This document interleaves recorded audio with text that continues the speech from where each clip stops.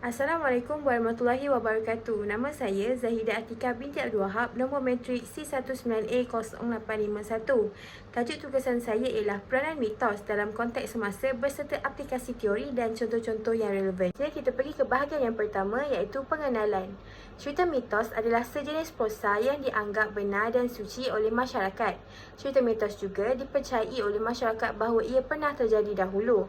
Cerita mitos ini tergolong dalam sastra rakyat di mana ia lahir pada zaman orang Melayu yang hidup secara tertutup atau yang hidup dalam kawasan hutan.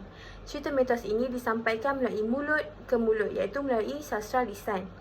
Masyarakat menjadikan cerita mitos ini sebagai alat hiburan dan pengajaran dalam kehidupan seharian. Justru itu, cerita mitos ini mengalami perubahan akibat berlakunya tokoh tambah daripada masyarakat ke masyarakat yang seterusnya.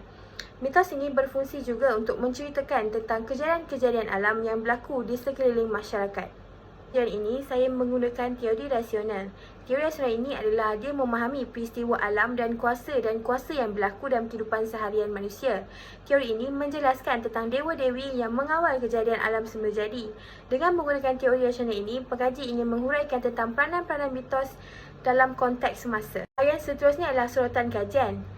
Jai Kemaluk dan Mariyati Muhammad ada membuat kajian pada tahun 2020 tentang peranan mitos dalam masyarakat orang asli Kampung Petak, Endau Mersing, Johor. Kajian ini mengetengahkan peranan mitos dalam masyarakat suku orang asli Jakun di Kampung Petak, Mersing, Johor sebagai satu warisan dan medium penting dalam kehidupan masyarakat yang terkait dengan sains tabi'i sejak turun-temurun lagi. Seterusnya adalah bahagian persoalan kajian. Persoalan kajian yang pertama ialah apakah peranan-peranan mitos dalam konteks semasa yang boleh memberikan kesan kepada masyarakat setempat. Yang kedua, bagaimanakah peranan mitos ini memberikan kesan kepada masyarakat setempat dengan mengaplikasikan teori rasional. Seterusnya adalah bahagian objektif kajian.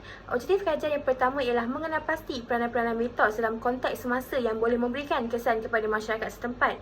Yang kedua, menganalisis peranan-peranan mitos dengan mengaplikasikan teori rasional. Seterusnya adalah bahagian metodologi kajian. Saya menggunakan kaedah kualitatif, iaitu kaedah kepustakaan dengan merujuk buku-buku ilmiah dan penulisan ilmiah di dalam atas talian.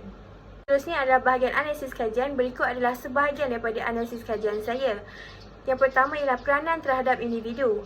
Mitos ini boleh memberikan peranan kepada individu itu sendiri disebabkan oleh dapat mendedahkan seseorang itu untuk berfikir secara tersirat.